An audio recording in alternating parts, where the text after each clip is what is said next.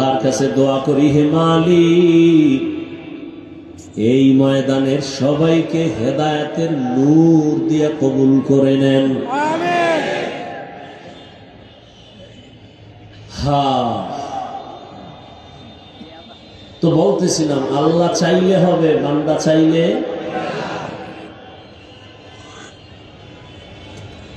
নমরুদ নামের বান্দা চাইছে, ইব্রাহিম নামের বান্দাটারে জমিনে আসতে দেওয়া হবে না। আল্লাহ চাইছেন আমি ইব্রাহিমকে পাঠাবো তো পাঠাবো, তোর নাকের ডগায় পাঠাবো। তোর নাকের ডগায় পাঠাইয়া বড় বানাইয়া তোর খোদাগিরি খতম করাবো। বান্দারটা হয় না, আল্লাহটা হয়ে গেছে। ফেরাউন নামের বান্দা চাইছে, মূসা নামের বান্দা জমিনে আসতে দেয়া হবে না। আল্লাহ চাইছেন আমি মূসাকে দুনিয়ায় পাঠাবো, তোর ঘরে পাঠাইয়া তোর টাকা দিয়া খাওয়াইয়া বড় বানাইয়া তোর গালের মধ্যে চর লাগায় তোরে সাইজ করাবো।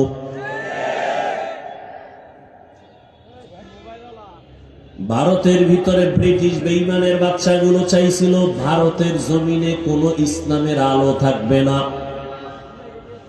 এই নিয়ত কইরা হাজার হাজার হাজার মাদ্রাসা আগুন দিয়া তালা দিয়া বন্ধ করে হাজারো হাজারো আলেমকে ফাঁসি দিয়া গাছে গাছে লাট ঝুলাইয়া দিছে।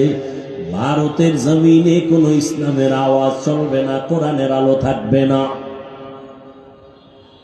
আসমানের মালিক চাইছেন সারা দুনিয়ায় যত ইসলামের আলো, কোরআনের আলো আর আওয়াজ সারা দুনিয়ায় যেখানে যেখানে হবে, ওই ইসলামের আলোর পাওয়ার হাউস আমি ভারতের মধ্যে বানাবো। ব্রিটিশ বেঈমান চেয়েছে ভারতে ইসলামের আলো থাকবে না, আল্লাহ চাইছেন সারা দুনিয়ায় কোরআনের আলো জ্বলবে, তার পাওয়ার হাউস হবে ভারতে। হইছে কি কি দারুল উলুম দেওবন্দ। আল্লাহর জাতের কসম, সারা দুনিয়াতে দ্বীনের যত লাইনে খেদমত চলতেছি, প্রত্যেকটা খেদমতের মধ্যেই শুধু দেওবন্দীদের অবদান।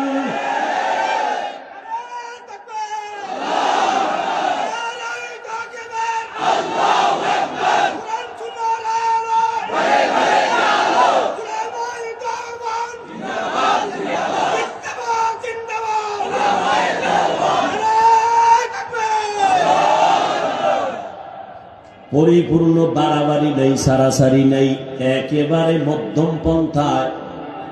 রাজনীতির ময়দানে যত খেদমত চলে দেওবন্দের অবদান, দাওয়াত ও তাবলীগের খেদমত সারা পৃথিবীতে চলে দেওবন্দের অবদান, মাদ্রাসার লাইনে সারা দুনিয়ায় খেদমত চলে দেওবন্দীদের অবদান, পীর আউলিয়াদের খেদমত চলে দেওবন্দীদের অবদান। রাজনীতির ময়দানে দেওবন্দীদের খেদমত যে চলে, ওখানে কোনো বাড়াবাড়ি নাই, সারাসারি নাই, মন গড়া নাই, সব মদিনার লাইনেই চলে। মাদ্রাসার লাইনে খেদমত চলে মদিনার আদর্শে, বাড়াবাড়ি নেই, সারাসারি নাই, কম নাই বেশিও নাই, মধ্যম ভাবে। পীর মুরিদির লাইনে যে খেদমত চলে, দেওবন্দীদের অবদান অতিরঞ্জিত নাই, কম নাই বেশি নাই, নবীজির আদর্শ মতো মধ্যম ভাবে চলে। যারা অস্বীকার করবে আল্লাহর কসম, তারা এই জমিনের নিকৃষ্ট মুনাফিক। যারা অস্বীকার করবে তারা নিকৃষ্ট মুনাফিক, শুধু মুনাফিক না।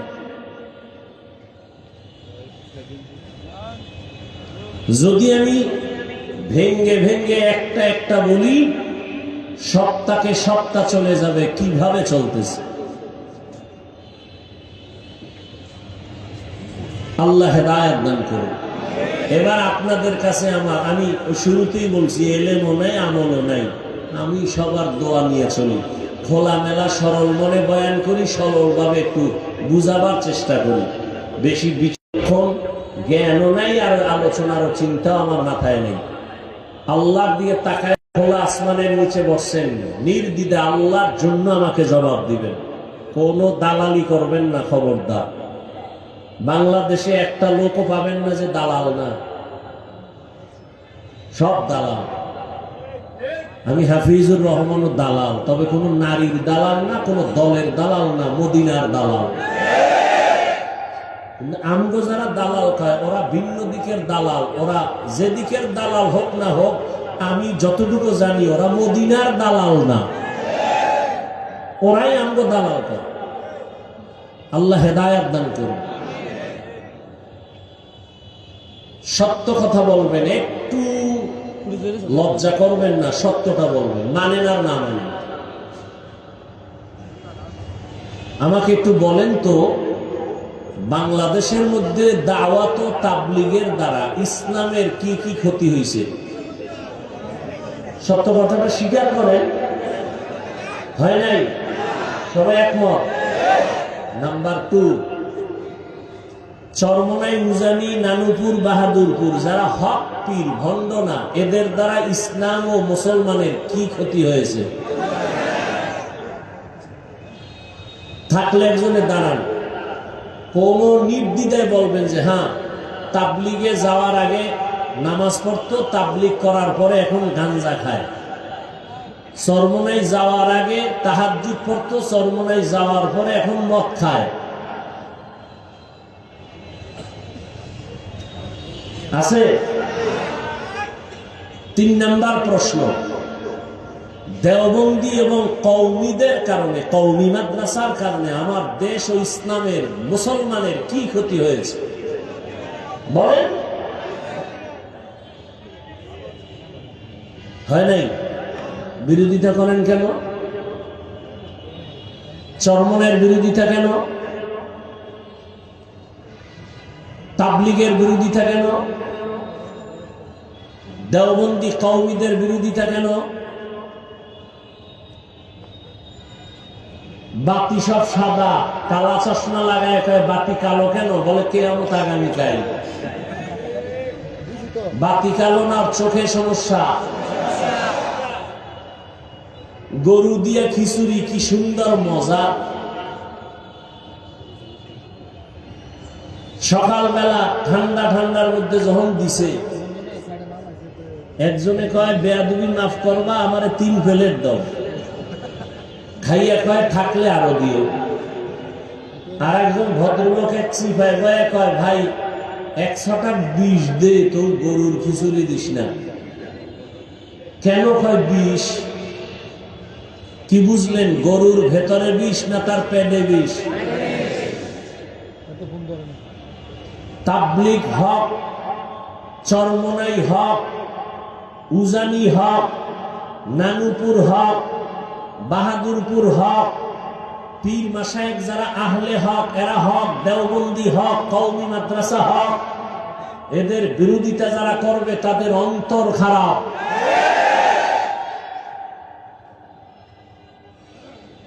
তুমি তো সারাদিন বিরোধিতা করলা, এই ভুল সেই ভুল করতে করতে তোমার হিসাব মিলে দেখো 40 বছর হায়াত শেষ। আর যাগো বিরোধিতা করছো এরা কান্নাকাটি কইরা বহু জেনারেল লাইনের মতখরেরে তসবিহ হাতে দিছে, বেনামাজিরে নামাজি বানাইছে, সুদখোর সুদ ছাইরা হালালখোর হয়ে গেছে।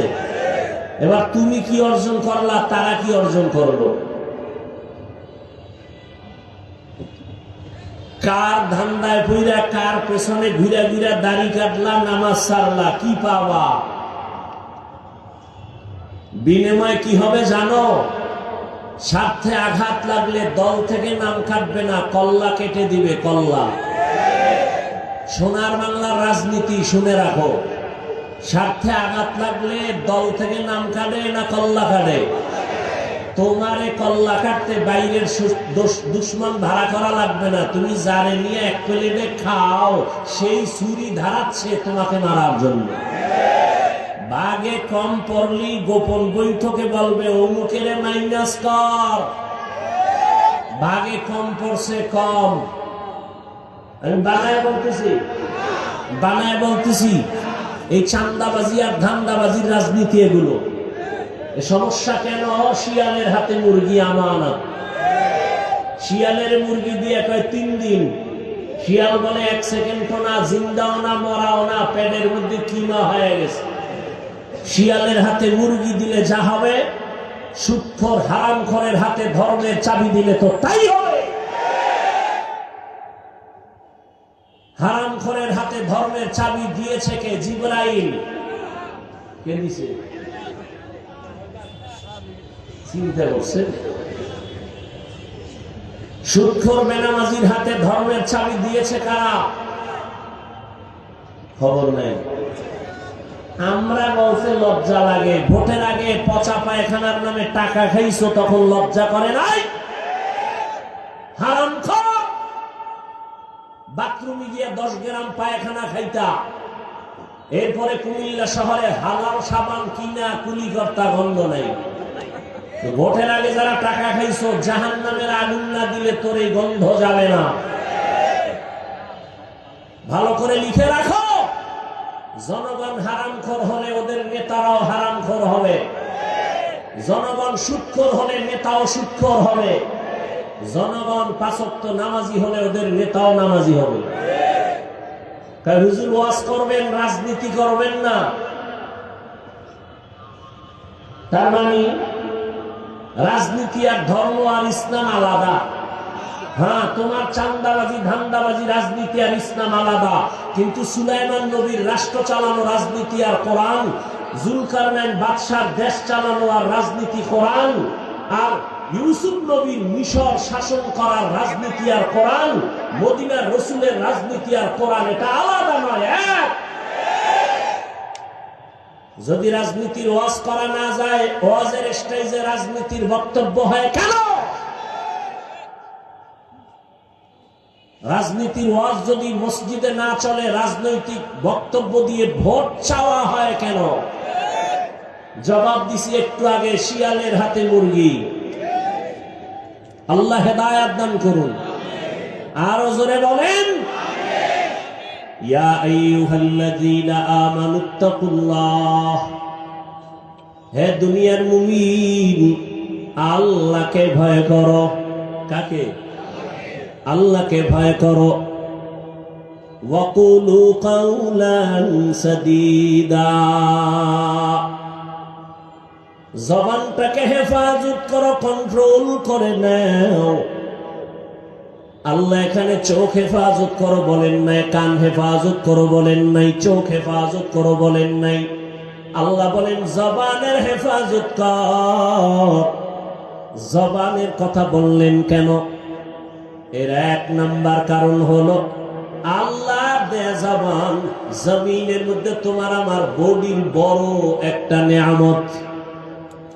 নাম্বার 2, জবানের কথা কেন বলছেন? জবান হলো তোমার আমার বডির মধ্যে মারাত্মক একটা অস্ত্রের নাম জবান। 1 নম্বরে বলবো জবান কত বড় নিয়ামত, তারপরে বলবো জবান কত বড় অস্ত্র, মারাত্মক।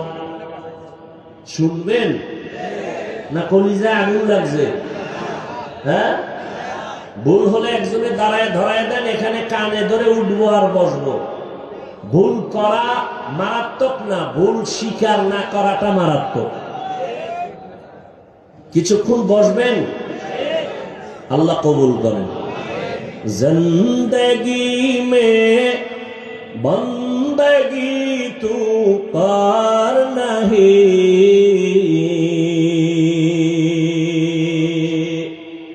जिंदगी में बंदगी तू कर नहीं, जिंदगी में बंदगी शर्मिंदा है, जिंदगी में बंदगी शर्मिंदा है। दुनिया में हो गार न हो, बाजार से गुजर हो, खरीदार न हो। दुनिया एक मिसल कागज फूल है, ये दुनिया एक मिसल कागज फूल है, जिंदगी में बंदगी तू कर नहीं, जिंदगी में बंदगी शर्मिंदा है, जिंदगी में बंदगी शर्मिंदा है। কুমিল্লা শহরে মাওলায় নিয়ে আসছেন, কথাটা মনে যেহেতু পড়ে গেল একটু বলিয়েই ফেলাই 1 মিনিটে বলবো।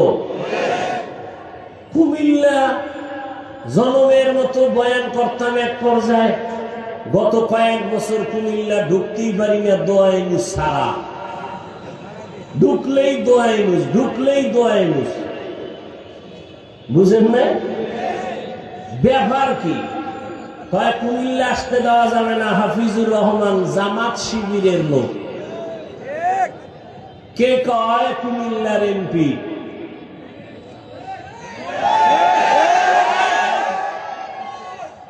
কোন গজবে ভরলাম? প্রশাসনের কেউ বলে জামাত শিবিরের লোক, বয়ান করতে দেয়া হবে না, অনুমতি নাই। ইদানিং কালে ঘুমের মধ্যে আওয়াজ পাই, আবার ইদানিং কালে একদল কয় আমি নাকি আওয়ামী লীগ। দেখছেননি কারবার? মরানায় মারো কেন, কয় লড়ে কেন? ভাই আপনার দাওয়াত আলহামদুলিল্লাহ, কয় আপনার বাড়ি, কয় নওজুবিল্লাহ। তা আমি একা একা হিসাব মিলাই দেখছি, যারা আমাকে জামাত শিবির কইতো এরাও ওই সময় রং লাগাইনো ভিন্ন রঙের পাখি ছিল, তারাই আবার নতুন রং লাগাইয়া ওই পাখিরাই আবার ভিন্ন স্লোগান দিচ্ছে। চুপচাপ থাকি তো? ঢাকাতে ঘোষণা দিয়েছি, বাংলাদেশের কোন আলেমের সাথে যদি কেউ বেয়াদবি করে আর কোরআনের মাহফিলে যদি কেউ বাধা প্রদান করে, ওদের কি বলতে চায় রেকর্ড করো আর নাম ঠিকানা আমাদের হাতে দাও, জালেমের বিরুদ্ধে আবার আন্দোলন করতে হবে।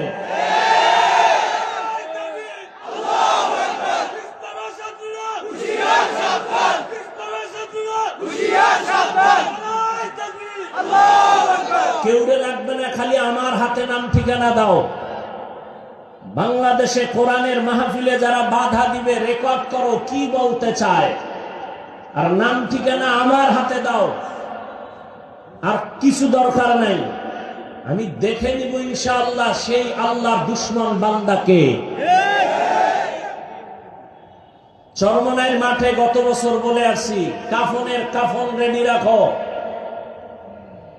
জালেমের বিরুদ্ধে মুসলমানের আন্দোলন একবার নয়, বারবার। তুমি চিৎকার দিচ্ছ দেশ স্বাধীন, কিসের স্বাধীন? যদি দেশ স্বাধীন হয়, চট্টগ্রামে আইনজীবীর গলায় ছুরি চালানো হয় কেন? মুসলমান তো স্বাধীন বলে চিৎকার দেবা স্বাধীন যেদিন এদেশে ইসলামের স্বাধীন হবে, এদেশের মাদ্রাসা মসজিদের কমিটিতে কোনো সুদখোর থাকবে না, যেদিন স্বাধীন হবে স্বাধীন। কোরআনের মাহফিল চলবে, ওলামায়ে কেরাম সিনাকে উঁচু করে কথা বলবে, কোন হারামখোর বাধা দিবে না, যেদিন স্বাধীন হবে স্বাধীন। আল্লাহ হেদায়েত দান করুন। ভয় পাইতেছ?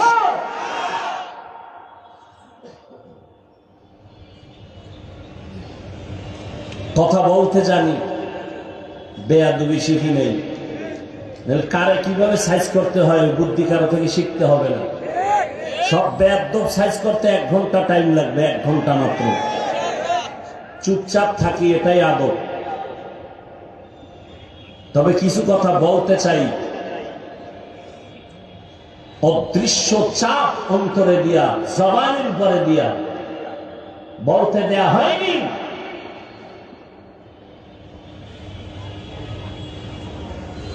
তুমি কোন দরবারের কোন কুতুব হয়ে বসে আছো ভালো করে চিনি। আল্লাহ হেদায়াত দান করুন। চোখ হেফাজত করো বলেননি, হাত হেফাজত করো বলেননি, কান হেফাজত করো বলেননি। আয়াতে বলা হলো জবানকে হেফাজত করো। কেন?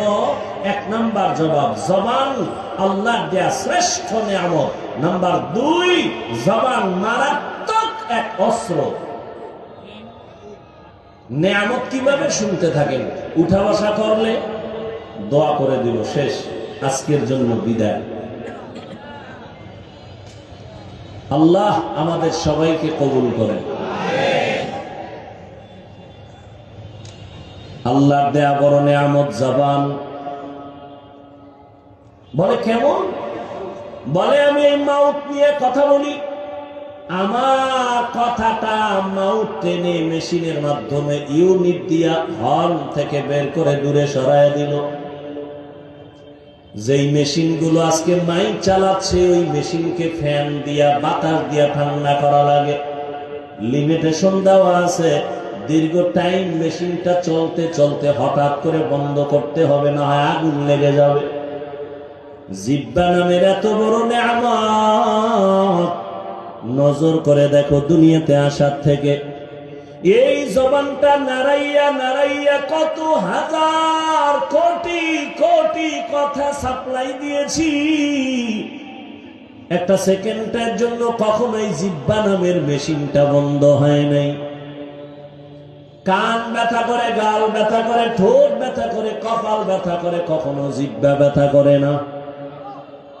আমার মাওলার দেওয়া নিয়ামত টাকা দেখ, কেমন দয়া করে আমার আল্লাহ মেশিনটারে বানাইছেন।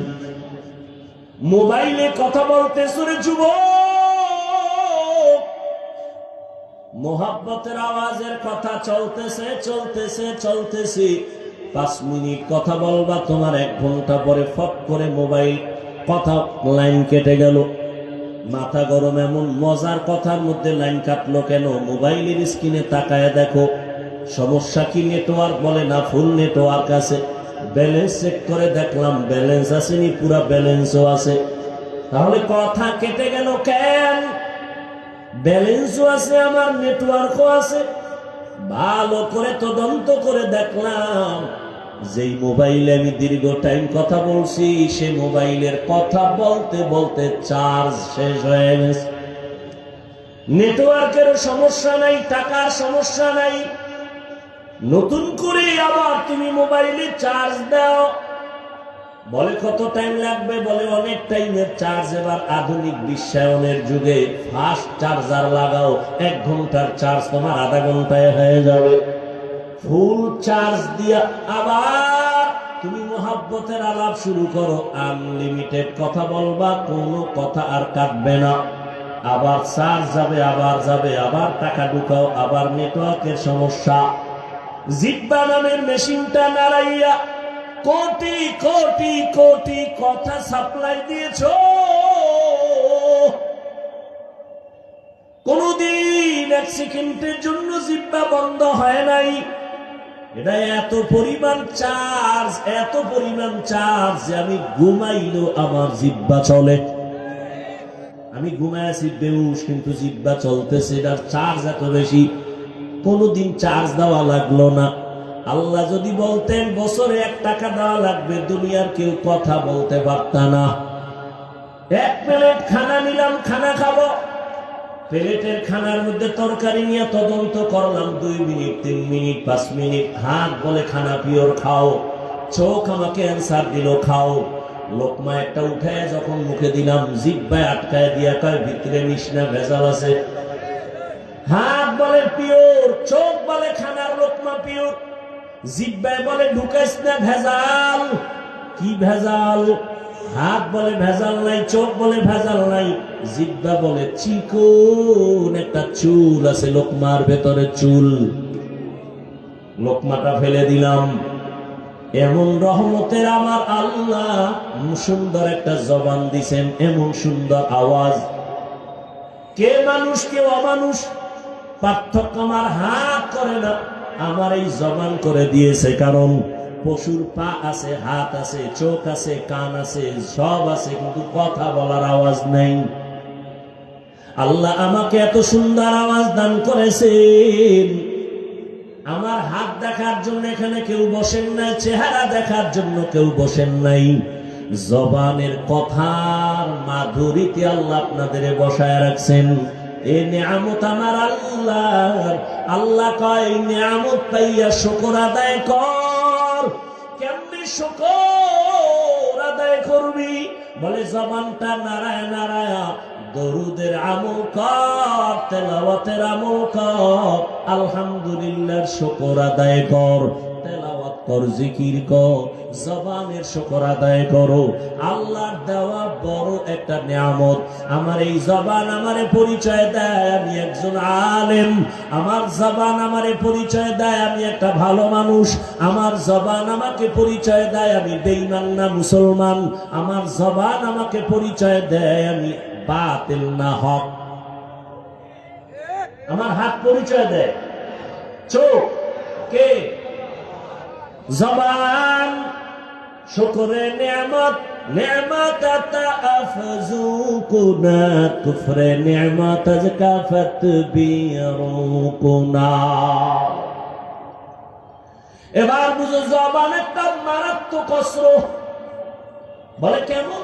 তাই ব্লেডের মতো। ব্লেডের চারোপি পাশেই ধার, ডানে মারবে কাটবে, বামে মারবে কাটবে, ব্লেডের সামনে কাটে, পেছনে কাটে। জবানও ব্লেডের মতো, ধারালো অস্ত্রের মতো।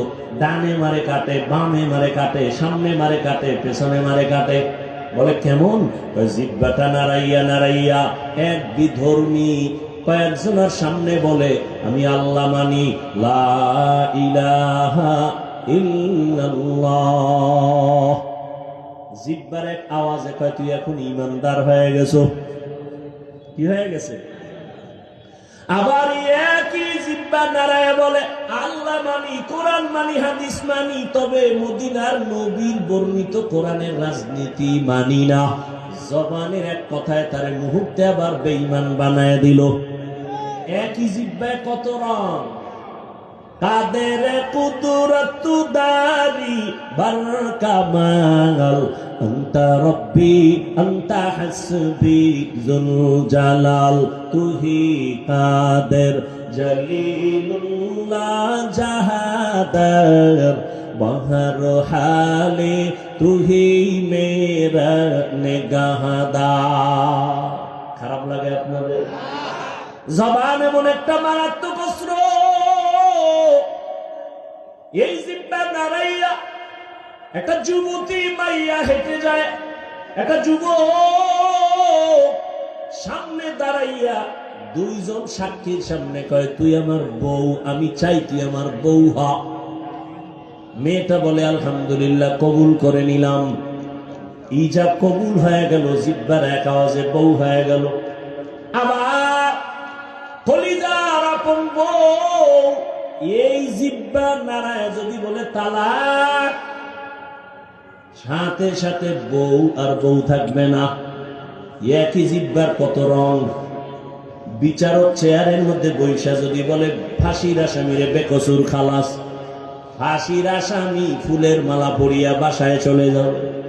একই বিচারক একই জিহ্বা দিয়া কয় নিরপরাধের হ্যান্ডকাপ লাগাও হে পুলিশ। নিরপরাধের হ্যান্ডকাপ লাগাইয়া ফাঁসির মঞ্চে নিয়ে নেয়। একই জিহ্বায় কত রং। এই জিহ্বা এমন মারাত্মক এক অস্ত্র, এটা মারাত্মক কন্ট্রোলেও রাখা যায় না। হাত যদি অন্যায় করে বেঁধে দাও, অন্যায় করবে না। পাও যদি অন্যায় দিকে চলে, পাও বাঁধো, অন্যায় করবে না। কান যদি অন্যায় কথা শুনে পট্টি লাগাও, অন্যায় কথা শুনবে না। চোখ যদি অন্যায় কিছু দেখে নেকাপ লাগাও, কালো রঙের চশমা লাগাও, খারাপ কিছু দেখবে না। কিন্তু জিহ্বা যে অন্যায় করতেছে, এটারে আটকাবো কেমনে? এটারে আটকানোর তো কোনো রাস্তাই পাই না। কারণ এটা এতটাই অ্যাডভান্স যে ঘুমের মধ্যে আমার আগে চলে, আমার অনুমতি ছাড়াই দৌড়ায়। আমি ঘুমায় রয়েছি বেউস, জিব্বা চলতেছে অগ্রিম। একজনে কাঁচা নুনে ডাক দিছে, বন্ধু জিব্বা নাড়াইয়া এমন গালি আর গালি, কাঁচা গালি ও দৌড়। জীবনে আর তোর সাথে বন্ধুত্ব নাই। সকাল 10টায় উঠে কইয়াছুরি বন্ধু কই, তোর সাথে কথা নাই কেন? জীবনে যেই গালি শুনি নাই, তোর জিব্বায় কাঁচা গালি দিছে, যা জমিনেও ধরে না, আসমানেও যায় না। নজুবিল্লাহ, আমি তো গালি দেই না। কয় দিস, রেকর্ড করলে টের পাইতি। আমি জিব্বা নাড়ায় কি বলছি কিছুই তো আমার মনে নাই। এটা আমার আগে একবার চলে, আমি টের পাই না, জিব্বা চলতে থাকে। এটারে কেমনে কন্ট্রোল করবা? পা অন্যায় করে বেঁধে দাও। পাঠান বাড়ি চোর ঢুকছে, আর এক পাঠান। পাঠানের বাড়ি চোর ঢুকছে, আর এক পাঠান। টের পাইয়া ধইরা পাও দুইটা খুঁটির সাথে বেঁধে খানায় গেছে। স্যার, আমার বাড়ি চোর ঢুকছে, তাড়াতাড়ি আসেন। চোর কই? খুঁটির সাথে বান্ধা রাখছি। কেমনে বাঁধছো? দোনো পাও খুঁটির সাথে বাঁধছি। আট বাঁধছো নি? না, আট বান্ধি নেই। ওসিটা তুমি কি তার ছাড়া? তুমি যে হাত বান্ধো না, ও যে রশি খুইলা যদি পালায় যায়। কথা তো ঠিক। টেনশন নাই ওসি সাহেব, ও পাঠান আমিও পাঠান। আমার মাথায় যেহেতু এটা ঢুকে নাই, ওর মাথায় ঢুকবে না। ওসি সাহেব হাদিয়া পাওয়ার লোভে দৌড়। গেলি হাদিয়া, গেলি হাদিয়া, এমন জোরে দৌড় দিছে। ওসি সাহেব যাইয়া দেখে সেই কুলের বলদ খুঁটির গোড়ায় হেরমি বয়ে রয়েছে। বয়ে বেজন কি ভাবতেছে? পা অন্যায় করে বেঁধে দাও, অন্যায় করবে না। হাত অন্যায় করে বাঁধো, অন্যায় করবে না। কান অন্যায় কথা শুনে পট্টি লাগাও, করবে না। চোখ অন্যায় জিনিস দেখে পট্টি লাগাও, দেখবে না। নেকাপ লাগাও, কিন্তু জিব্বাটারে কেমনে বাঁধবা? রশি দিয়েও বাঁধা যাবে না। কষ্টে লাগাইবা, তাও লাগবে না। কেন? বলে জিব্বা আমার মাওলার দেয়া নেয়ামত। অল টাইম জিব্বার সাথে একটা পানি আল্লাহ মিশ্রিত করে দিয়েছেন। যদি জিব্বায় পানি নাই থাকে, পাগলের মতো হয়ে যায়, শুকাইয়া যায়। ডাক্তার কয় ডায়াবেটিস বোধহয় বেড়ে গেছে, তাড়াতাড়ি মিষ্টি খাও। যেই মিষ্টি খাইলে ডায়াবেটিস বাড়ে, ডাক্তার কয় খাও, নাহলে মরবা। জিব্বার সাথে এমন একটা লালা আল্লাহ দিয়েছেন, চেহারার মধ্যে যদি কোনো রোগ, কোনো গোডা হয়, শাহাদাত আঙ্গুলটা বের করে জিব্বা থেকে লালা নিয়ে 3 বার বিসমিল্লাহ বলে লাগাও, চেহারার কোনো গোডা তোমার থাকবে না। তবে সারা রাত মোবাইলে আকাম কইরা যদি গোডা উড়াও, ওই গোডা লালায় যাবে না। আরে আমার কলিজার যুবক, সারাটা রাত দরওয়াজা জানালা বন্ধ করে মোবাইল সামনে নিয়ে জেনা করেছো। চোখের জেনা, কানের জেনা, জবানের জেনা। সারা রাত্র কবিরা গুনাহ দেখে দেখে চেহারাটা নষ্ট। চেহারার মধ্যে কোনো নূর নাই, কোনো আকর্ষণ নাই, দেখলে মায়া লাগে না। সারা রাত্র মোবাইলে গুনাহ দেখেছো, এ কারণে আমার আল্লাহ বেজার। ঘরে ঘরে মোবাইলের জেনা। শুধু কি তাই? এই মোবাইলের দ্বারা তোর কিডনি দুর্বল, হার্ট দুর্বল, ব্রেন দুর্বল, চোখের পাওয়ার দুর্বল, খবর নেই। আমার দুঃখ লাগে, যুবকেরা বাঁচতে চাও বেশি, কিন্তু হাতের মধ্যে মেশিন লইয়া ঘুরো, তাড়াতাড়ি মরার মেশিন। আজকে বাসায় যাইয়া গুগলে লিখবি টাচ মোবাইল দেখলে শরীরের অঙ্গ প্রত্যঙ্গের কি কি ক্ষতি হয়, চিকিৎসা বিজ্ঞানীরা সুন্দর ডিটেলস ওখানে লিখে রাখছে। আমি বলি তোর কানে যায় না, চিকিৎসা বিজ্ঞানীরা বলছে এটা তুই ফালায় দিবি কোথায়? এই মোবাইলের কারণে কিডনি দুর্বল, হার্ট দুর্বল, ব্রেন দুর্বল, চোখের পাওয়ার থাকে না, বুকে ব্যথা বেড়ে গেছে, মাথা ব্যথা বেড়ে গেছে, যৌবন থাকে না। এরে যুবক, অল্প দিনের মধ্যেই না জানি আবার পঙ্গু হয়ে বিছানায় পড়ে যাও রে বাবা। আবার নতুন আর একটা মরণ ফাঁদ কিনা লইছো, যার নাম হলো বাইক। কি নাম? বাইক। বাইক মরণের নতুন ফাঁদের নাম বাইক। যুবকদের মরণের আর একটা নতুন ফাঁদ, এদের উপরে উঠলেই শরীর খালি আগুন বাইরে আগুন। কি আর শীত, চাদর মাদর ফালায় দিয়ে কোনো শীত নাই। বাইকের উপরে বসলেই খালি গরম, আর পেছনে যদি কোনো বিপরীত পার্স বসে তো আরো গরম। সকাল 10টার সময় উঠে আম্মু কি পদুয়ার বাজার বিশ্ব রোড যাবো। কেন? কয় মা আমার এক বন্ধু আসছে, মোলাকাত করে আসবো, বাইক নিয়ে যাব। আম্মু বলে কত সময় লাগবে? কয় 1 ঘন্টা সময় লাগবে। চলে আসিস বাবা তাড়াতাড়ি। সন্তান বাইকে উঠছে, একটা দৌড়াইয়া 1 ঘন্টার মধ্যে চলে আসবে। আম্মা যান কাজ করে করে করে করে ঘড়ির দিকে তাকায়, 1 ঘন্টা হয়ে গেল আসে না কেন? 2 ঘন্টা হয়ে গেল আসে না কেন? 3 ঘন্টার সময় পরিমাণ যখন হয়ে গেল, মার অন্তরে একটা বাড়ি মারছে। দ্রুত টেলিফোন করেছে, বাবার মোবাইলে ধরে না ধরে না ধরে না, বারবার কেটে যায় কেটে যায় কেটে যায়। হঠাৎ করে কে যেন রিসিভ করলো, অন্য অচেনা কণ্ঠের আওয়াজ। ডাক দিয়া বলে কে তুমি? বলে মোবাইলওয়ালার মা। বলে মোবাইলওয়ালার বাবা কি নাই? বলে আছে, তাড়াতাড়ি দাও। মা দৌড়ায় কয় দেখো তোমার ছেলের মোবাইলটা কে যেন ধরলো, তাড়াতাড়ি কথা বলো। বাবা এখানে লাগায় কয় কে তুমি? কে তুমি? বলে মোবাইলওয়ালার বাবা। বাসা কই? বলে টাউন হলের পাশে আমার বাসা। কয় দ্রুত চলে আসো, তোমার সন্তানের লাশটা নিয়ে যাও তাড়াতাড়ি। বাইক এক সাইডে পড়ে আছে, রাস্তার পাশে তোমার ছেলে পড়ে আছে, মাথা ফেটে রক্তক্ষরণ হচ্ছে, নিয়ে যাও। এই বেটা বানায় বলতেছে, বাঁচতে চাও বেশি, কিন্তু যেই মেশিন লয়ে ঘুরো এটা তাড়াতাড়ি মরার মেশিন। মোবাইল তোর জীবন ধ্বংস করে দিবে অল্প টাইমের ভেতরে। ভালো মানুষ, ডাক্তার কয় রোগ নাই, হঠাৎ করে বুকে ব্যথা, ধরে দেখে নাই, রোগ নাই, হঠাৎ মরলো কেন? হঠাৎ নতুন এক হঠাৎ রোগের জন্ম নিছে। হঠাৎ রোগ নাম কি? মোবাইলে আরো আকাঙ্ক, তাড়াতাড়ি দেখবি, বিদায় নেওয়ারও টাইম থাকবে না। বেয়াদবি ক্ষমা চাই সবার কাছে, দুশ্মনির জন্য বলি না, তুমি আমার কলিজার বন্ধু, কলিজা দিয়া ভালোবাসি রে যুবক। তুমি এই দেশের একজন সম্পদ। আল্লাহ তোমাকে এই পরিমাণ মেধা দান করেছেন, তোমার একটা যুবকের মেধা দিয়া গোটা দুনিয়াটাকে নিয়ন্ত্রণ করা সম্ভব। কিন্তু সেই মেধাটা যদি কাজে লাগায় তুমি বড় হও, আমি কলিজা দিয়া দোয়া করে যাই কুমিল্লার জমিনে। আমি কিন্তু এতক্ষণ চিল্লাইয়া চিল্লাইয়া অনেক কথা বলছি, কিন্তু একবারও আমি বলি নাই যে তাবলিগে যাও, পীরের কাছে যাও, আমার মতো পাঁচকল্লি লাগাও, কওমি মাদ্রাসায় যাও, একবারও বলি নাই। বয়ানের শেষ পর্যন্ত টেনশন নাই, বলবো না, কোনো ভয় নাই।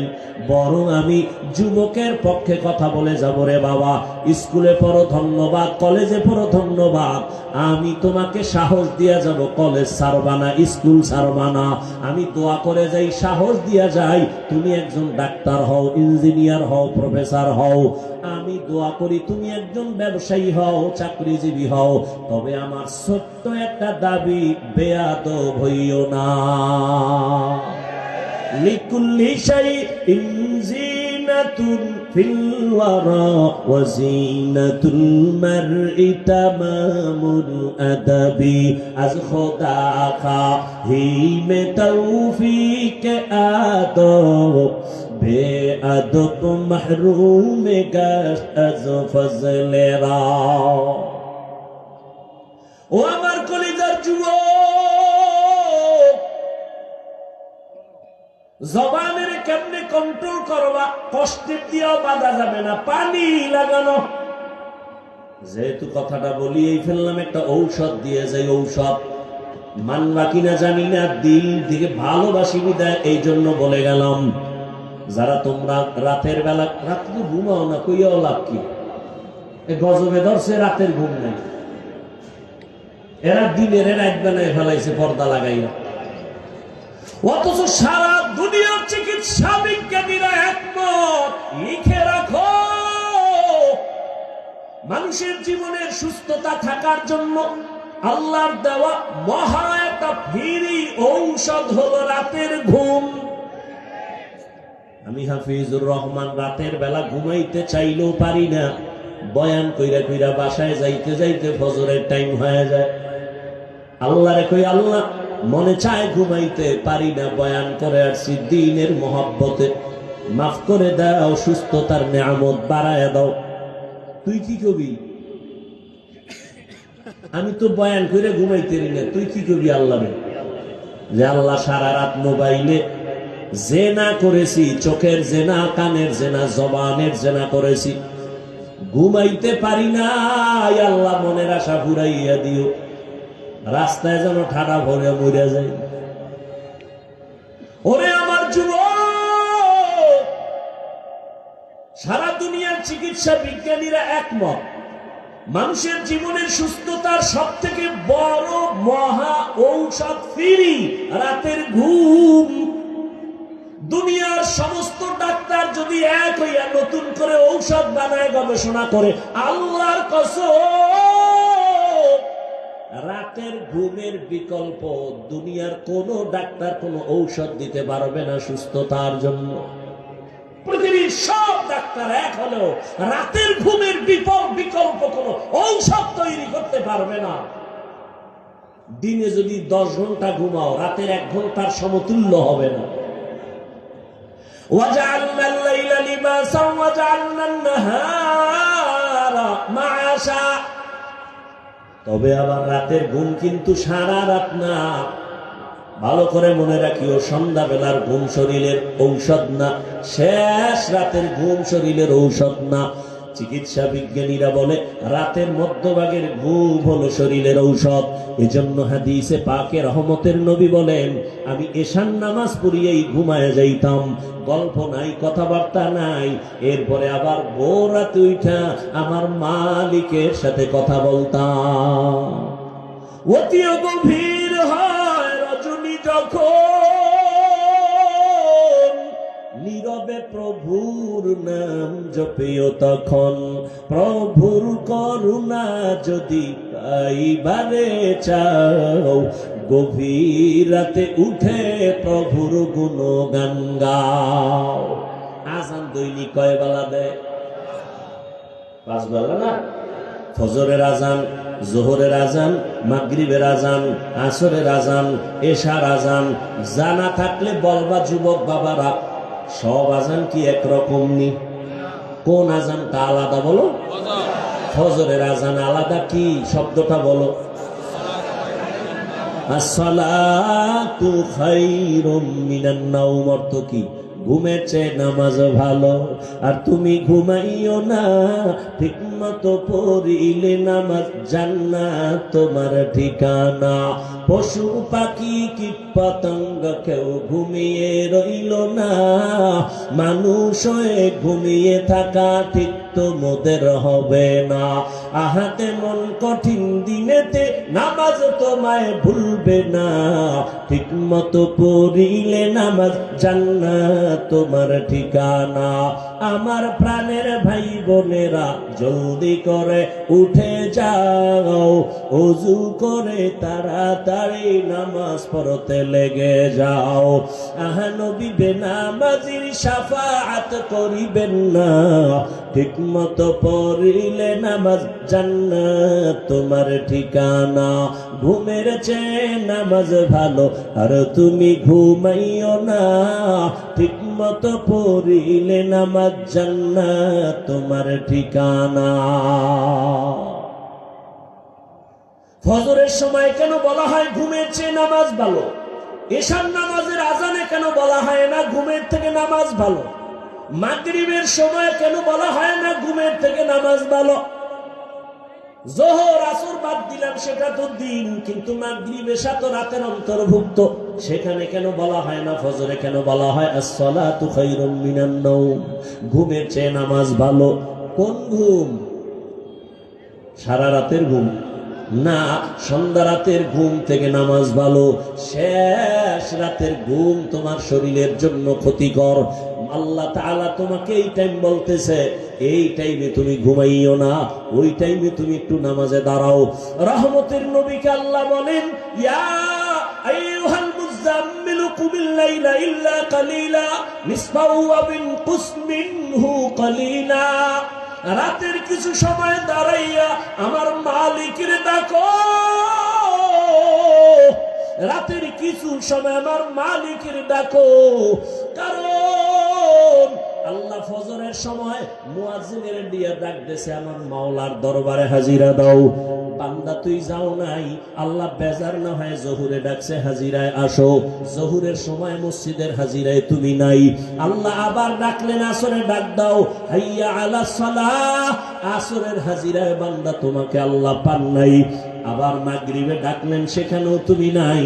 এশার নামাজে ডাকলেন, বান্দা তুমি সেখানেও নাই। এবার আল্লাহ কয়, আমি মুয়াজ্জিনের দিয়ে 5 বার ডাকলাম, যখন পাই নাই, আমি আল্লাহ তোর উপরে বেজার না, আমি আল্লাহ রাগ না, বরং আমি আল্লাহ মায়া থেকে এখন আমি নিজেই রেডি। আমি আল্লাহ এখন নিজে তোকে ডাকার জন্য প্রথম আসমানে আসতেছি। আর কত ঘুমাবি? ও ফজরে তোরে ডাকাইছি, তুই আসো নাই, জোহরে আসো নাই, মাগরিবে আসো নাই, আসরে আসো নাই, এশায় আসো নাই। এবার আমি আল্লাহ নিজেই তৈরি হয়ে গেলাম, আমি আল্লাহ তোকে এবার আমি নিজে ডাকার জন্য প্রথম আসমানে আসতেছি। আল্লাহ আসিয়া ডাক দিয়া বলে, ওয়া ইযা সাআলাকা ইবাদি আন্নী ফাইন্নী করিব উজিবু দাওয়াতাদ দাঈ ইযা দাআন ফালইস্তাজিবু লি ওয়াল ইউমিনু বি লাআল্লাহুম ইয়ারশুদুন।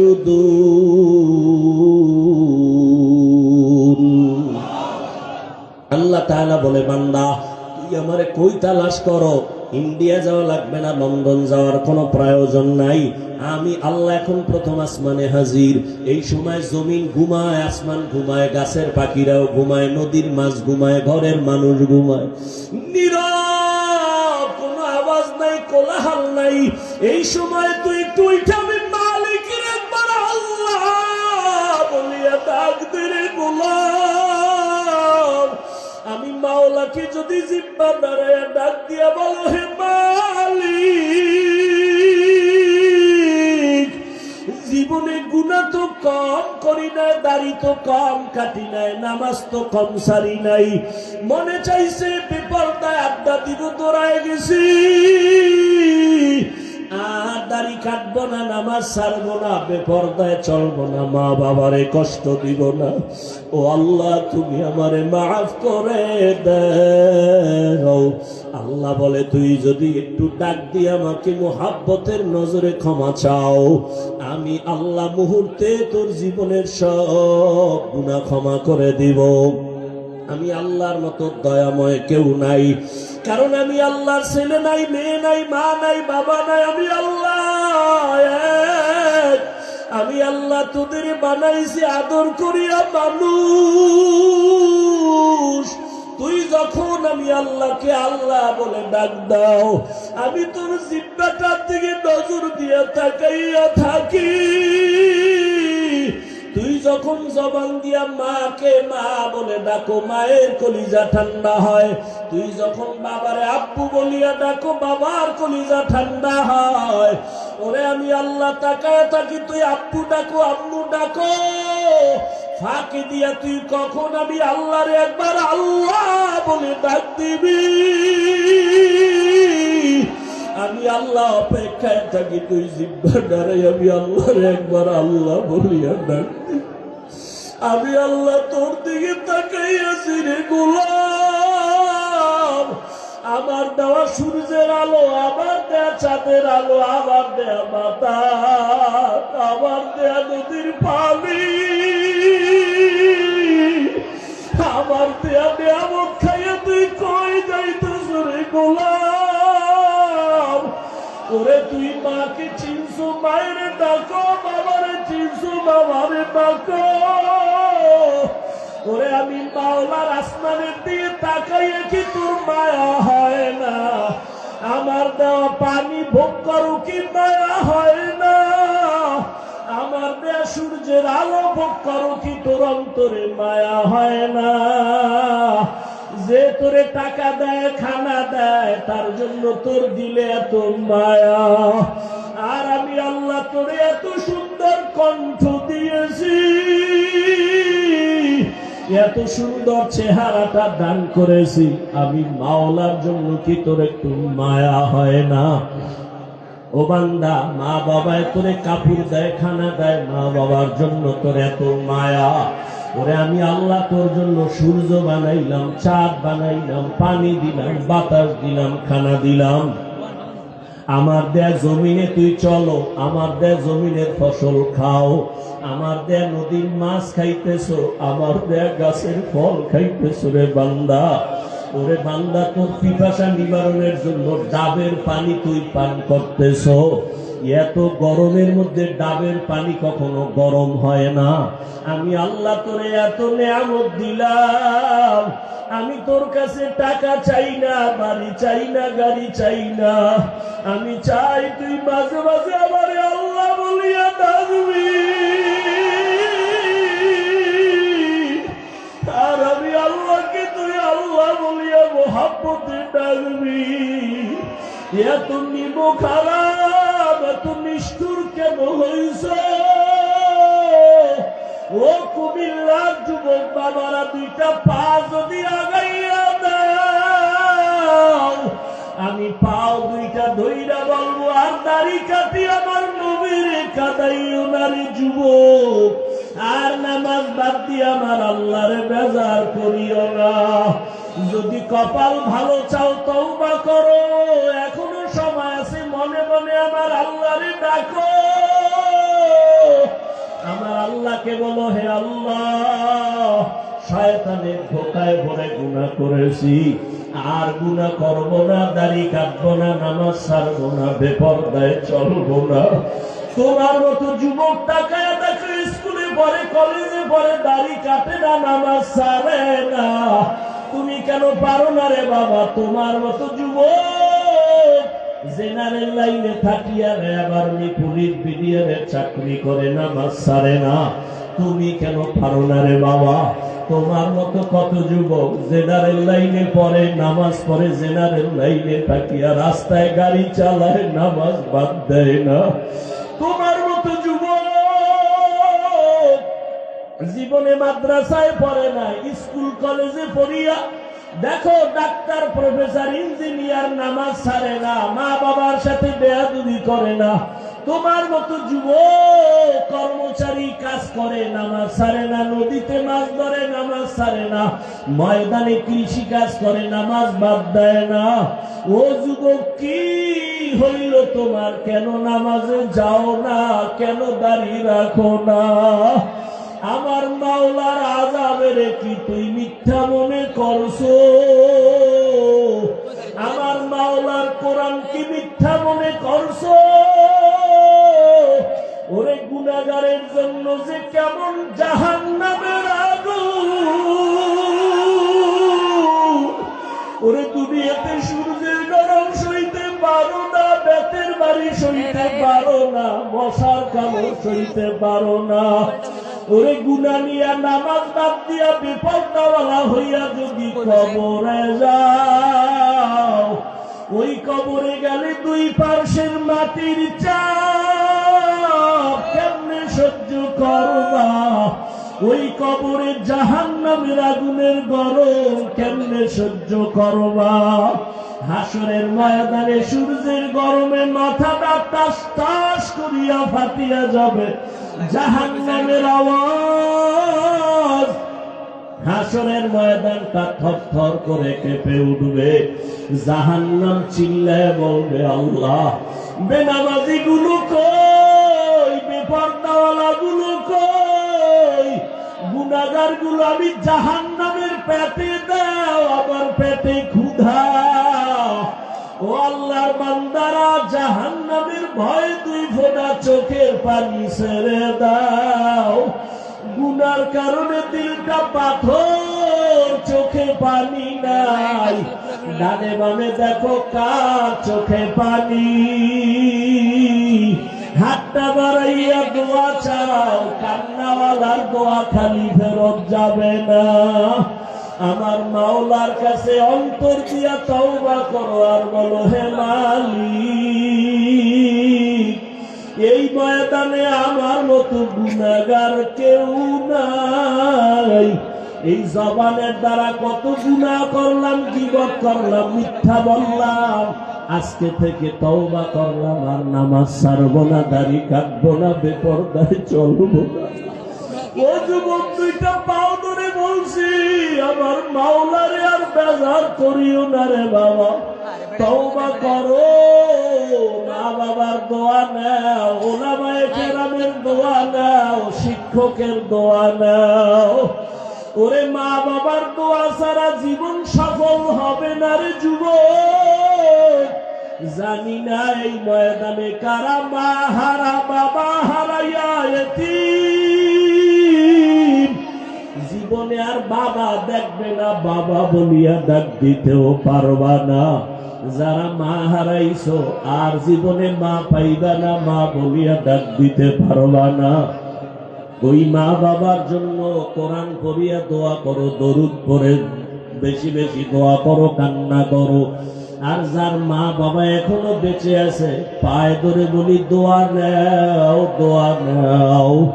মা বাবারে গিয়া দোয়া চাইও, মাকে বলিও মা, মাথায় হাত বুলাইয়া দাও, দোয়া করো। আমার কপাল বুঝি খারাপ, ময়দানে কত যুবকের চোখে পানি, আমার চোখে কেন পানি নাই? গুনার কারণে দিলটা পাথর, কত গুনাহ যে করলাম। মাকে যদি বলতে পারো, মা মাথায় হাতটা দিয়া দোয়া করিয়া দাও, আর বেয়াদবি করব না, গুনাহ করব না।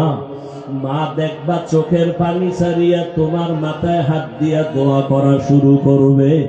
মায়ের আওয়াজটা আরশে আজিমের মধ্যে চলিয়া যাবে। ওই মা বাবার দোয়া নিয়া, ওলামায়ে কেরামের পরামর্শ নিয়া আল্লাহকে মন খুইলা বলো, জীবনে আর নামাজ ছাড়বা না, দাড়ি কাটবা না, আলেম ওলামার বিরোধিতা করবা না। ওরে আল্লাহর বান্দারা, তওবার যদি নিয়ত করতে পারো, মুহূর্তে আমার মাওলা তোমাকে মাফ না করিয়া পারবেন না। ও আল্লাহ, এই ময়দানের দিকে তাকাইয়া দেখেন আপনার বান্দারা কি